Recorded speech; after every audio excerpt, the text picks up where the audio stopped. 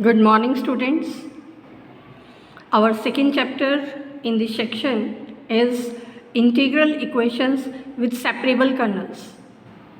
Separable kernels means the kernels which can be written as the sum of finite number of terms, each of which is the product of function of s only and a function of t only. Means the kernels of this form summation AIS into BIT. Here I varies from 1 to n. Today we will discuss a method to solve Fredholm integral equations of second kind with separable kernels. So let us consider a Fredholm integral equation of second kind given by GS is equal to Fs plus lambda integral a to b kst gt dt. Here kst, that is a separable kernel, means the kernel of this form summation AIS into BIT. I varies from 1 to n. These functions AIs and BIs we have taken to be linearly independent functions. It means if we take their linear combination is equal to 0, then in that linear combination all the coefficients they will be 0. A and B, these are constants. Function g is unknown. Lambda is a parameter.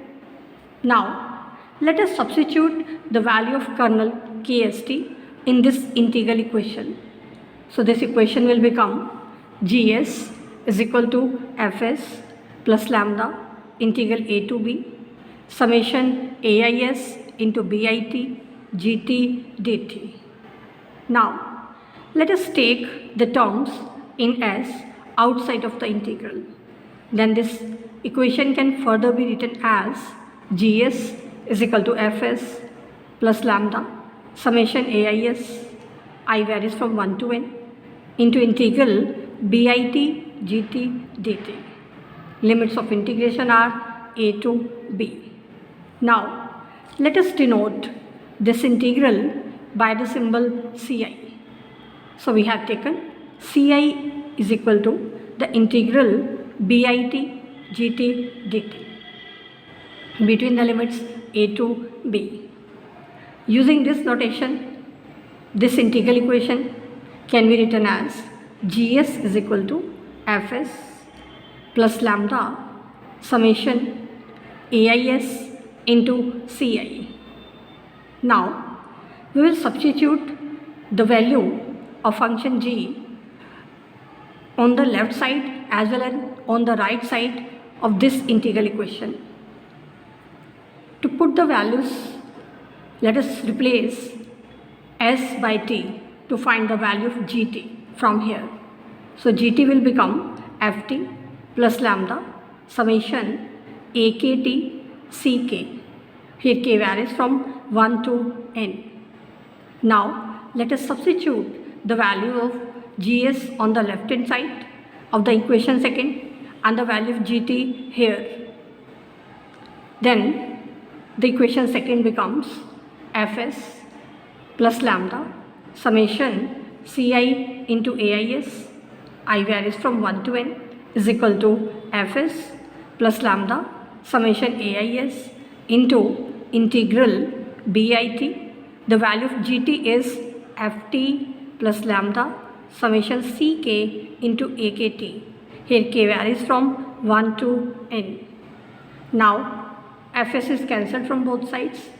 So this equation reduces to lambda into summation ciais is equal to lambda into summation ais into integral bit ft dt. The limits of integration are a to b plus lambda square summation I varies from 1 to n summation k varies from 1 to n ais ck into integral a to b bit akt dt. Now let us shift these terms also on the left hand side. So finally this equation becomes lambda into summation Ci AIS, I varies from 1 to n, minus summation AIS, I varies from 1 to n, into integral bit ft dt between the limits a to b, minus lambda into summation I varies from 1 to n, summation k varies from 1 to n, AIS into ck into integral bit akt dt is equal to 0. Lambda we have taken common from whole expression. Now because lambda is non-zero, so let us divide throughout of this equation by lambda. So this equation reduces to the form summation AIS into Ci minus integral a to b bit ft dt minus lambda summation ck into integral bit akt dt is equal to 0. Summation AIS we have taken outside of this expression.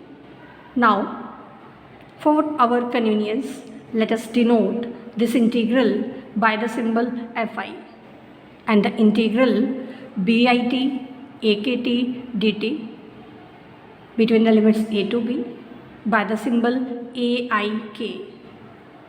Now because we have taken these functions ai's to be linearly independent, so by definition of linearly independent functions, in this linear combination equated to 0, we will have the coefficients of ai's will be 0. So using these symbols and equating the coefficients of ai is equal to 0, we get ci minus fi minus lambda summation ck aik is equal to 0. Here k varies from 1 to n. Now because here I varies from 1 to n, so this is a system of n algebraic equations for the unknowns c1, c2, c3 up to cn. So if we put I is equal to 1 here, we will get the equation c1 minus lambda summation ck a1k, k varies from 1 to n is equal to f1. For I is equal to 2, this will reduce to the form c2 minus lambda summation ck a2k is equal to f2.